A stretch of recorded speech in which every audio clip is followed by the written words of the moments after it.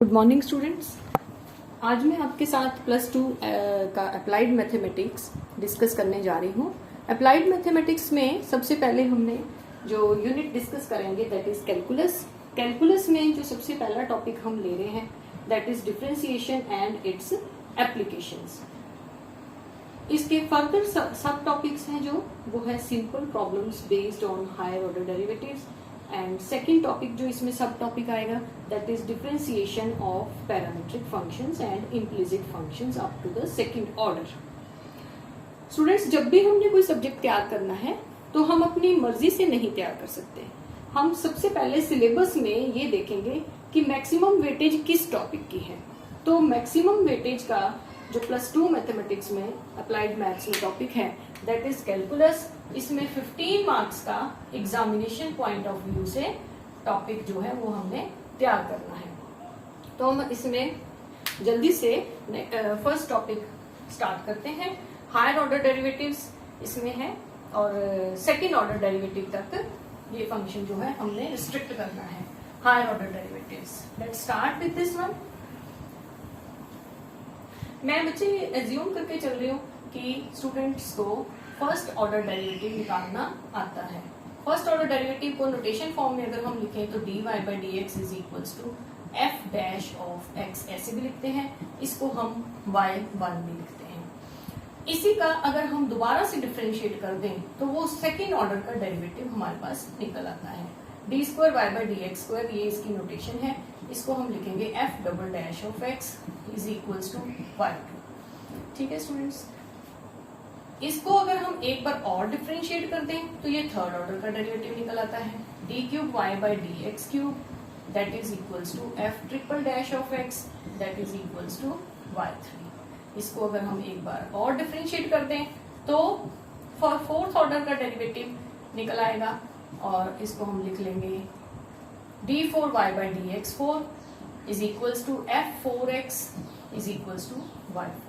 ये तीनों ही इस एक ही चीज को लिखने के तीन तरीके हैं। तीनों तरह से क्वेश्चन जो है वो आपसे पूछा जा सकता है।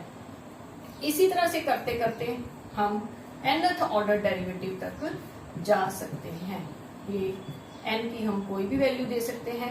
F n x is equals to y n, t n y is equals to d x n is equals to f n x is equals to y n. So ये हो गया हमारा नोटेशन का काम। अब हम जल्दी से प्रॉब्लम्स की तरफ मूव करते हैं। उससे पहले यहाँ पे ये बताना बहुत जरूरी है कि सेकेंड ऑर्डर डेरिवेटिव हम कब निकाल सकते हैं। कब निकाल सकते हैं, इस क्वेश्चन का आंसर यहाँ पे बहुत जरूरी है क्योंकि आपका सिलेबस जो है वो सेकेंड ऑर्डर डेरिवेटिव तक रिस्ट्रिक्टेड है। तो कब निकाल सकते हैं हम? फर्स्ट ऑर्डर डेरिवेटिव कब निकाल सकते थे स्टूडेंट्स? जब हमें ये बताया गया था कि f y is equal to f x जो है वो एक कंटिन्यूअस फंक्शन होगा तो वो डिराइवेबल होगा, मतलब डिफरेंशिएट कर सकते हैं, तो हम d y by d x निकाल सकते थे। जब d y by d x कोई फंक्शन ऑफ एक्स आ जाएगा, this is a function of x, कोई एक्स का फंक्शन आ जाएगा विच इज कंटिन्यूअस, ऐसा फंक्शन एक्स का आ जाएगा जो कंटिन्यूअस होगा, तो हम सेकेंड ऑर्डर डेरिवेटिव निकाल सकते हैं। ये इसका आंसर है। सेकेंड ऑर्डर डेरिवेटिव हम कब निकाल सकते हैं?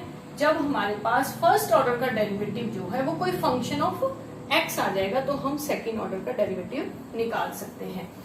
अभी हम इसकी एक सिंपल प्रॉब्लम ले लेते हैं। सिंपल प्रॉब्लम क्या है? Let y is equals to a x cube plus b x square plus c x plus d. तो differentiating on both sides with respect to x, जल्दी से हम कर लेते हैं। डेरिवेटिव इस पूरे फंक्शन का अगर हमें निकालना पड़ेगा तो हम क्या करेंगे? डेरिवेटिव निकाल लेंगे a x cube plus b x square plus c x plus d. ये अभी फर्स्ट ऑर्डर डेरिवेटिव है। अगर हमें सेकेंड निकालना है, सेकेंड ऑर्डर का डेरिवेटिव, तो फर्स्ट ऑर्डर हमें निकालना ही पड़ेगा। कांस्टेंट को हम साइड रख लेंगे, ए इज कांस्टेंट। एक्स क्यूब का डेरिवेटिव क्या आएगा? 3x स्क्वायर, पार आगे आ जाएगी, x की एक पार कम हो जाएगी, b 2x, x की पार फिर से कम हो गई, 2 आगे आ गया, x की पार 1 रह गई, c x का डेरिवेटिव 1 और d एक अकेला कांस्टेंट है जिसका डेरिवेटिव 0 हो जाएगा। So 3ax² plus 2bx plus c। ये फर्स्ट ऑर्डर का डेरिवेटिव निकला है स्टूडेंट्स। हमने सेकेंड ऑर्डर डेरिवेटिव निकालना था। Again differentiating on both sides with respect to x, दोबारा से डिफरेंशिएट करते हुए कांस्टेंट को मैं साइड रख लूंगी।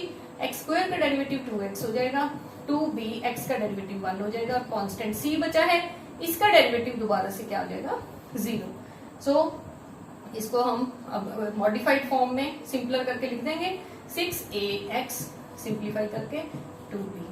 ठीक है स्टूडेंट्स, ये एक पॉलिनोमियल फंक्शन आ रहा था, फंक्शन ऑफ x आ रहा था, पॉलिनोमियल फंक्शन।